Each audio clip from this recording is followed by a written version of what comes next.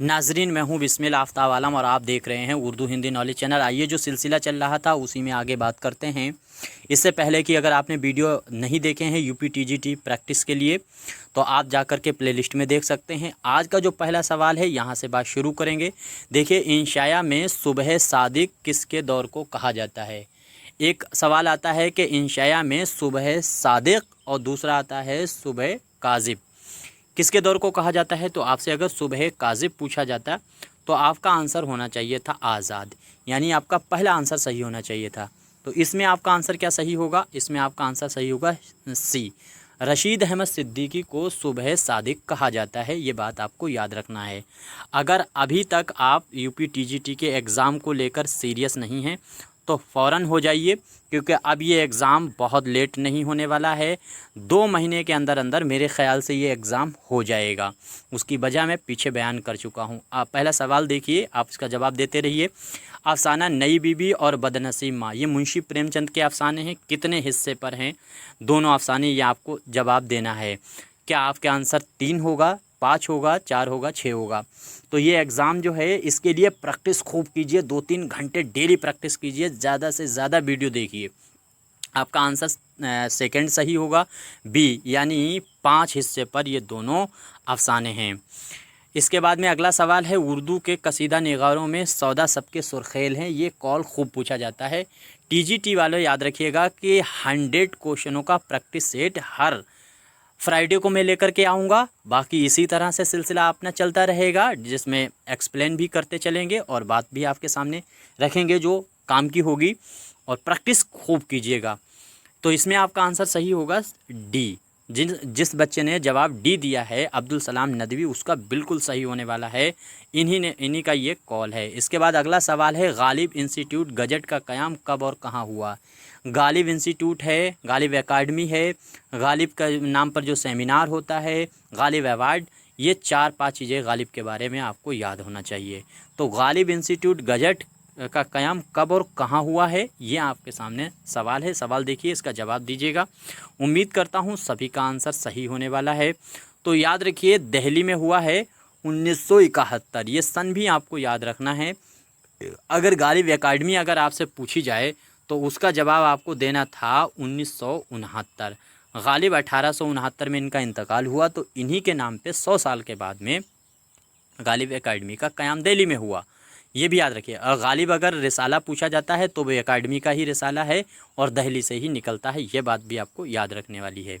सवाल है, फ़िक्र नज़र रिसाला कहाँ से निकाला जाता है। तो फ़िक्र नज़र रिसाला है जी, ये कहाँ से निकाला जाता है, इसका जवाब आपको देना है। उम्मीद करता हूँ सभी का आंसर बिल्कुल सही होना चाहिए।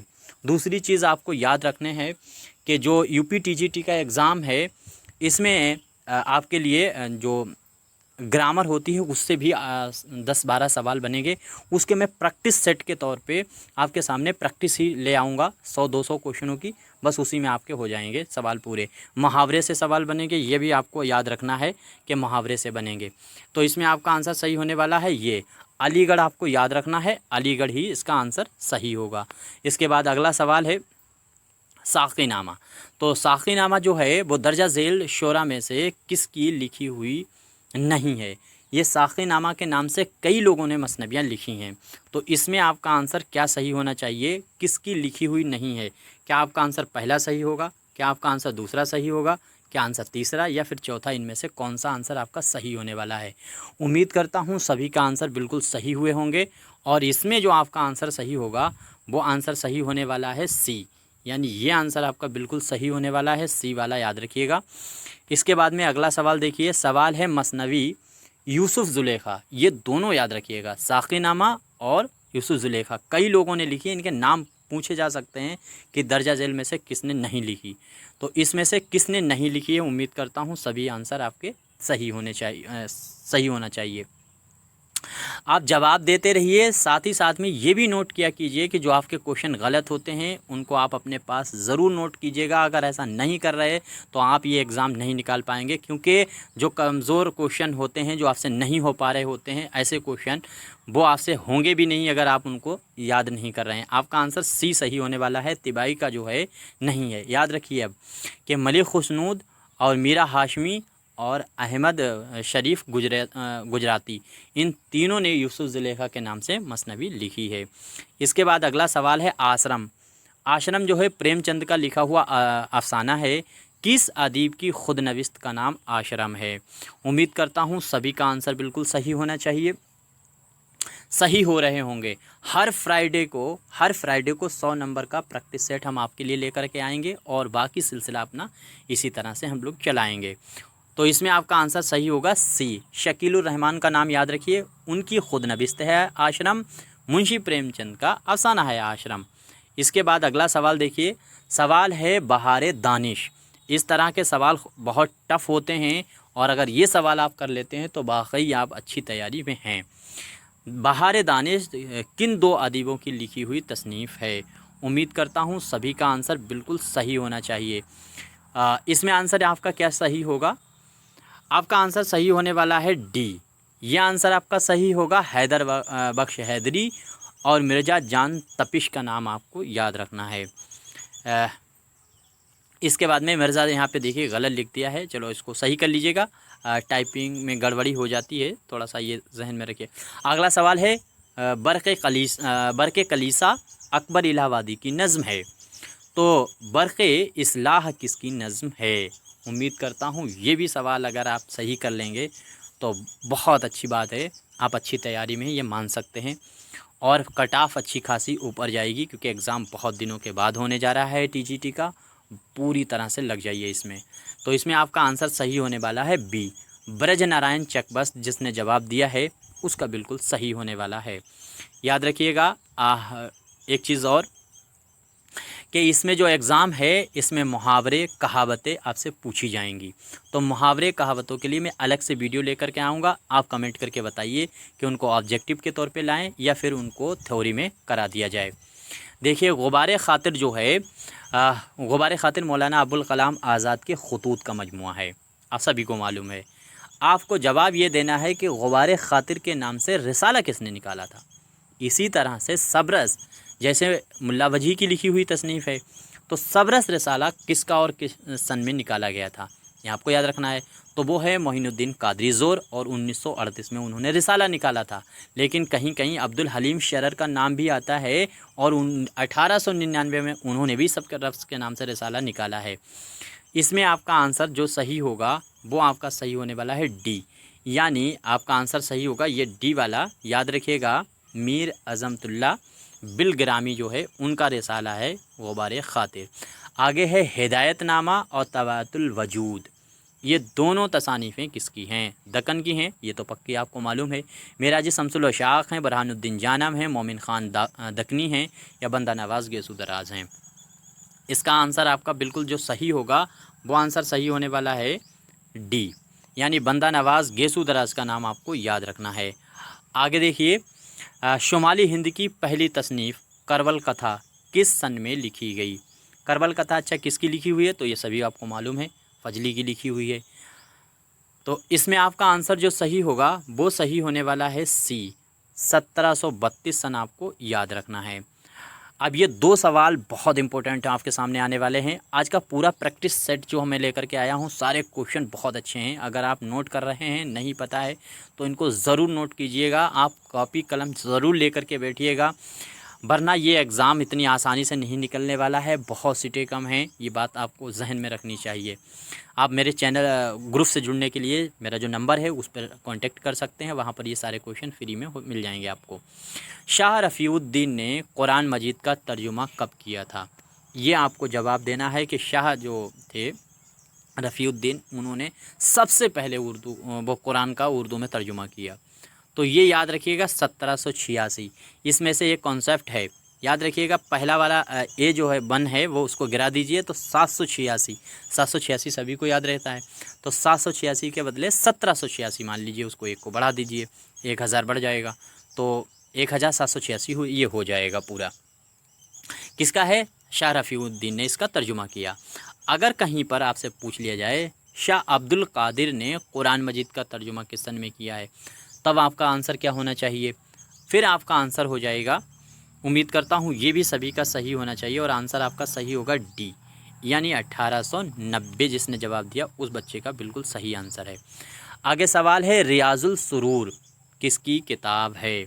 4 ऑप्शन जो हैं आपके सामने हैं और जल्दी से जवाब दीजिए फटाफट। तो इसमें आपका जो आंसर सही होगा वो आपका सही होगा सी, यानी मोहम्मद बाकर आगा जो हैं उनका नाम आपको हर हाल में याद रखना है।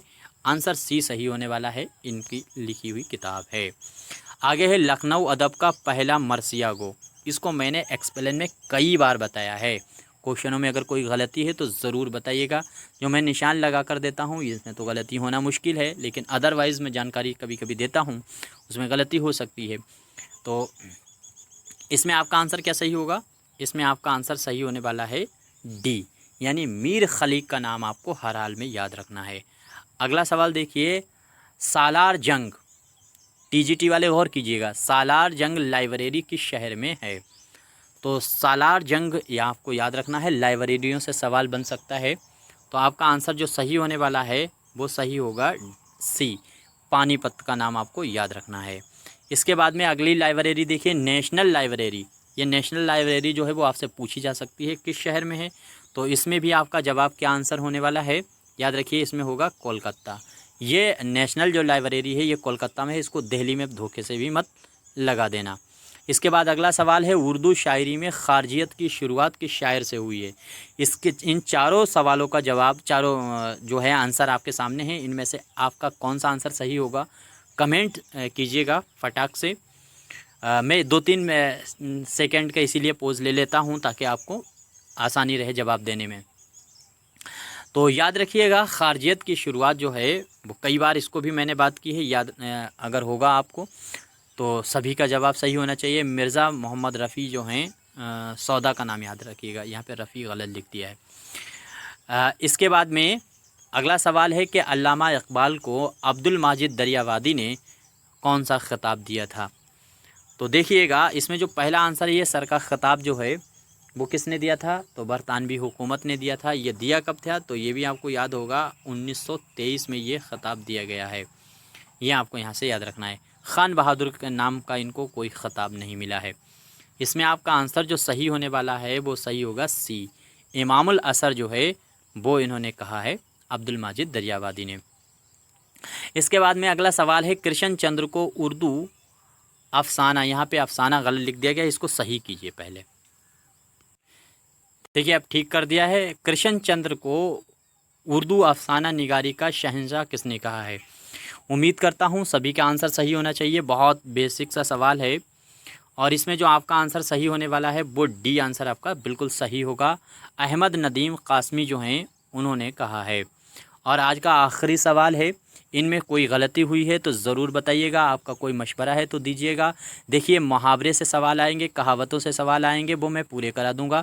आपको जब बताना है कि वो जो है ऑब्जेक्टिव कराने हैं वो भी क्वेश्चन। देखिए थ्योरी में बहुत वीडियो में बना चुका हूँ, सिलेबस को 2 बार पूरा कर चुका। मैंने 2023 में पूरा सिलेबस किया, फिर 2024 में भी सिलेबस को पूरा किया और फिर ये तीसरी बार पूरा हो रहा है और एग्ज़ाम अभी तक नहीं हुआ।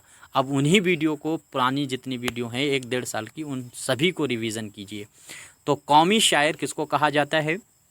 आपको ये बताना था कि जो कहावतें हैं, जो मुहावरे हैं, जो वाहिद और जमा हैं, उन पर वीडियो जो लाई जाए वो 1 लाइनर में लाई जाए या फिर ऑब्जेक्टिव ही करा दिया जाए। जैसा आपका जवाब कहा जाएगा, आपकी तरफ से जवाब आएगा वैसा ही किया जाएगा। तो इसमें किसको कहा जाता है? देखिए कौमी शायर याद रखिए, एक अवामी शायर, ये दोनों बड़े कंफ्यूज करते हैं। हर हाल में इनको रट लीजिएगा, जब ये एग्ज़ाम में आएंगे तो और ज़्यादा कन्फ्यूज़न बढ़ेगी। तो इसमें जो आपका कौमी शायर है वो किसे कहा जाता है? तो आपका आंसर जिसने भी दिया होगा सी, ब्रज नारायण चकबस्त बिल्कुल सही है। अगर अवामी शायर पूछा जाता है तो फिर नज़ीर अकबर आबादी हो जाता है।